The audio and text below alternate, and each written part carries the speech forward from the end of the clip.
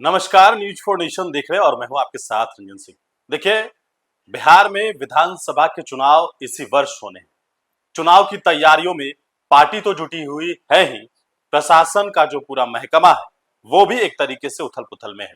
Transfer posting का सिलसिला लगातार जारी है, लेकिन आपको बता दें कि बिहार में ट्रांसफर पोस्टिंग का सबसे बड़ा उद्योग भी है।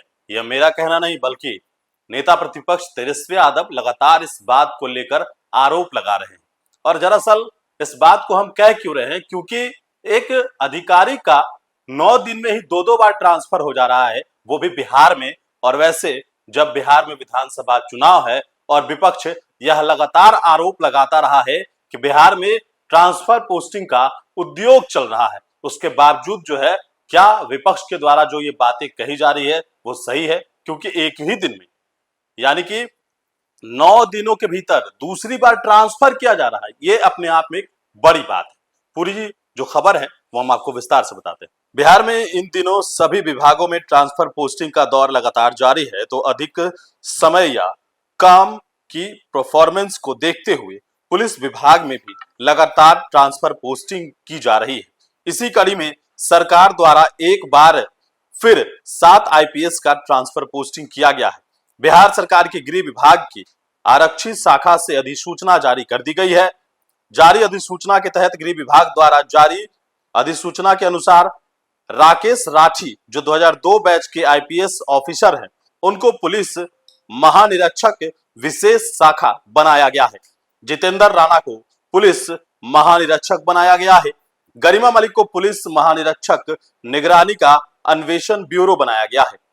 एस प्रेमलता को पुलिस महानिरीक्षक तकनीकी सेवाएं एवं संचार बनाया गया है। मनोज कुमार तिवारी को पुलिस अधीक्षक सिवान बनाया गया है। अमित कुमार को पुलिस अधीक्षक सुरक्षा विशेष शाखा बनाया गया है। रामदास को पुलिस अधीक्षक अपराध अनुसंधान विभाग बनाया गया है। विदित हो कि इस महीने 14 जून को भी बड़े पैमाने पर आईपीएस अधिकारियों का ट्रांसफर किया गया था। उक्त तबादलों में तत्कालीन पूर्वी सिटी एसपी रहे 2019 बैच के आईपीएस के रामदास को बिहार पुलिस एकेडमी के सहायक निदेशक के तौर पर हस्तांतरण कर दिया गया। महज 9 दिन बाद सोमवार यानी आज उनका एक बार फिर से तबादला करते हुए उनको अपराध अनुसंधान विभाग का एसपी बनाया गया है। अब इस तबादलों को लेकर तरह तरह की चर्चा हो रही है। आखिर ये कैसा तबादला है जो एक ही आईपीएस को महज 9 दिनों में 2 बार उनकी जिम्मेदारी बदल दी जाती है, और वो भी बिहार में।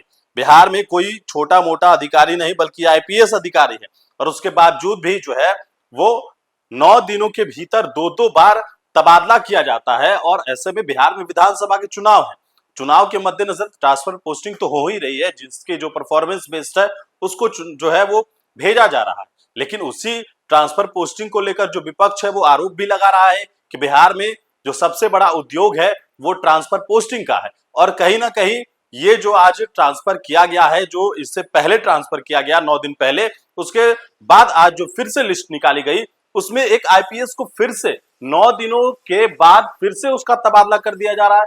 ये कहीं ना कहीं एक बड़ा सवाल खड़ा करता है, और कहीं ना कहीं जो विपक्ष है वो इस बात को लेकर आरोप लगातार लगाता रहा है। लेकिन जो खबर है कि बिहार में विधानसभा चुनाव से पहले लगातार धड़ाधड़ जो है वो तबादले हो रहे हैं।